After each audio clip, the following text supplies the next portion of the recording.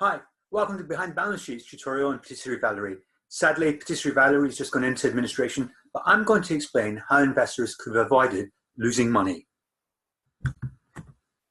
So let's get into it. Patisserie Holdings, how investors can avoid traps. This is a picture of a Patisserie Valerie unit in London, for those of you who aren't familiar with it. And it's run by Luke Johnson, the executive chairman, who's got a very good track record. And no surprise, the company was extremely well presented as an equity story. This is a slide from its last results presentation.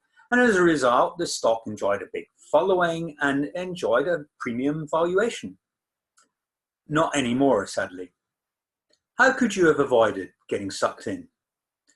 Well, the first thing to do is to have a look at the numbers. And when you look at the gross margin, it's much higher than the peers. But in fact, its costs are also much higher than its peer group. And this is down to definition. So we're not going to look at gross margin. We're going to look at EBIT margin, the operating profit as a percentage of sales. And you can see here that Patisserie Valerie, its ticker is cake, is represented by the red line in all these charts, make the third highest margin of any of its peer group over many, many years. And in fact, going back a few years, its margins were actually even higher than Starbucks.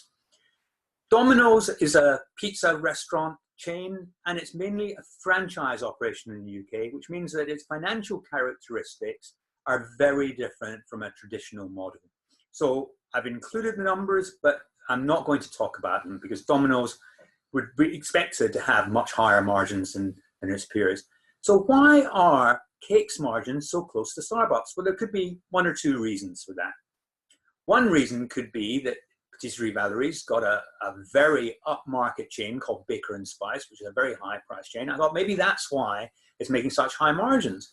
But in actual fact, you can see here from this breakdown of the divisional analysis, Baker & Spice isn't the most profitable unit in the group. So that's not the reason.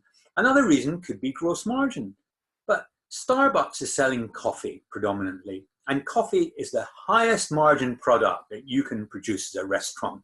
So it's not down to the gross margin, it's not down to the mix, because cakes have got cream and they don't last forever. So I imagine there'll be a very high wastage rate in the basic Patisserie Valerie line, and I don't believe that the product mix could provide it with a superior gross margin to that of Starbucks. That just doesn't seem plausible. And indeed, its margins are much higher than Costa. This is a subsidiary of Whitbread, and Costa, the numbers here are shown before the allocation of the Whitbread HQ costs, whereas Patisserie Valerie, we're seeing the margins after the cost of being a public company. So this of itself is quite strange. What else can we look at? Well, Cafe Concerto is a competitor of Patisserie Valerie. It's a fast-growing chain in London, and it provides some very similar products. I'm actually getting quite hungry looking at these pictures of those lovely cakes. And you can see here, I've compared the margin at Patisserie Valerie, the EBIT margin, with those of its unquoted peers. And it's much higher, much higher margins. This doesn't surprise me because many of its unquoted peer group are growing very quickly. And some of the early restaurants would be making decent money, but some of the newer restaurants probably aren't. So this doesn't surprise me.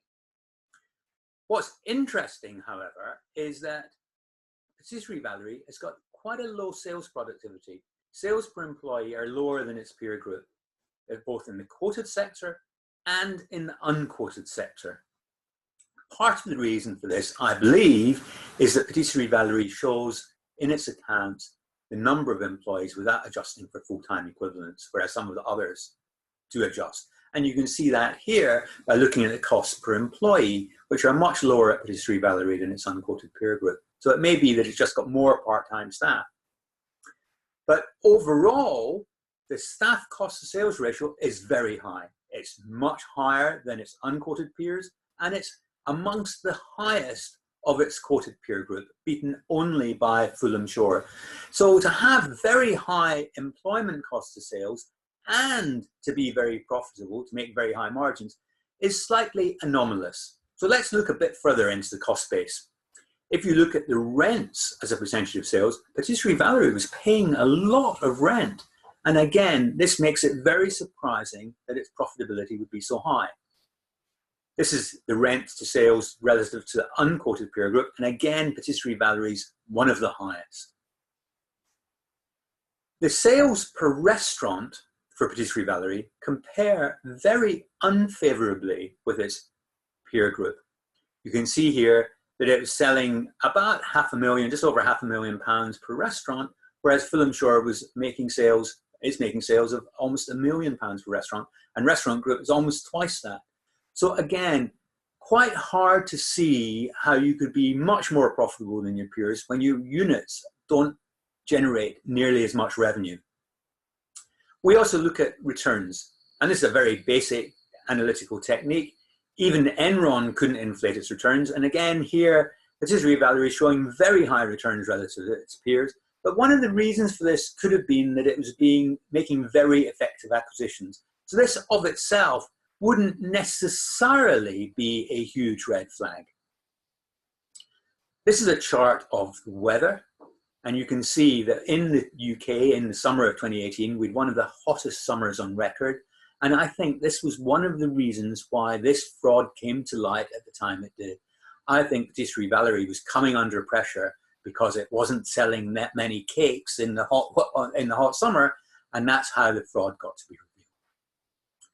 These are the valuations before Patisserie Valerie was suspended, and this is the single most important reason why investors should have shunned this stock. Big question marks about the margin, but even bigger question marks about the valuation. You can see here that you're paying more than twice as much for a Patisserie Valerie restaurant as you are for a Fulham Shore or a Restaurant Group restaurant. And remember, they were generating much higher revenues per unit. So this is quite anomalous. And you can see here, these are the valuations at the 50p rescue rights price, and sadly, of course, that rescue has been unsuccessful. So what's the conclusion? Patisserie Holdings' margins looked overstated. Its valuation before it was suspended was very rich. And that valuation was justifiable only if they could roll out that format to a significantly larger number of units, and if those margins were both accurate and sustainable. In my view, the margin of safety was completely lacking. All the techniques that I've shown you in this video are quite standard and taught at our training courses. So if you're interested in coming to our Introduction to Analysis or our Accounting for Investors courses, we're holding those on February the 22nd in the City of London. And you can see the URLs are shown on the slide. Please have a look and see if you want to come. If you want to get hold of us, you can contact us at info@behindthebalancesheet.com. I'm Steve Clapham. I'm on Twitter @Steve Clapham, and please feel free to look at our website. Thanks for listening.